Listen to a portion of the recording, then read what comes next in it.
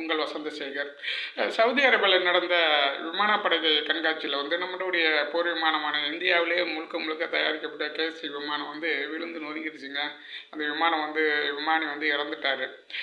ரொம்ப பரிதாக்கக்கூடியது தான். ஏன்னா அது வந்து மணிக்கு 2000 கிலோமீட்டர் ஸ்பீடில் போகக்கூடிய விமானம் வந்து அது ஒரு கொஞ்சம் நூலளவில் கவனிப்பாமல் இருந்தால் கூட வந்து மோதிடும். ஏன்னா 2000 கிலோமீட்டர் போகுது இல்லையா, அது ரொம்பவும் தாழ்வாக வர பறந்துருக்கு. அது ஒரு பெல்ட் அடிக்க முற்பட்ட போது அது தரையில் விழுந்து நொறுங்கிடுச்சு. இது வந்து அந்த பாகிஸ்தானுடைய ஊடகங்கள் இருக்காங்களா, அவங்களாம் ரொம்ப கிண்டல் பண்ணி அப்படியாக்கு இப்படியாக்குன்னு இதை வச்சு குளிர்காய்கிறாங்க. இதெல்லாம் வந்து எல்லாருமே நடக்கிற விஷயம்தான். இது ஒன்றும் புதுசாக ஒன்றும் நடக்க போகிறதில்ல. ஏற்கனவே நிறைய இதெல்லாம் வந்து இது இந்தியாவுக்கு வந்து மிகப்பெரிய பின்னடைவு அப்படி இப்படின்ட்டு அவங்கெல்லாம் ரொம்பவும் கிண்டல் பண்ணுறாங்க. இந்தியா வந்து அவ்வளோ சாதாரணமெல்லாம் அந்த பாகிஸ்தானியரை வந்து நினைக்க வேண்டாம். ஏன்னா அவங்கள விட எத்தனையோ பங்கு நம்ம வந்து முன்னேறிட்டோம்.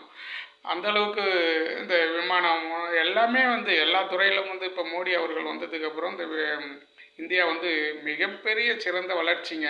உலகத்தில் வேறு எந்த நாட்டிலையும் இந்த அளவுக்குலாம் வளர்ச்சி கிடையாது. கண்டிப்பாக அந்த அளவுக்கு வளர்ச்சி வந்திருக்காங்க. அதனால வந்து இந்த பாகிஸ்தான் வந்து நம்ம ஊடகங்களும் வந்து அது வந்து பெருசாலாம் வந்து நினைக்க வேண்டாம். நிறைய பேர் இப்படி நம்மளும் இதுமாரி போட்டுட்ருக்கோம். இந்த ஊடகம் அது கண்டிக்கத்தக்கது தான்.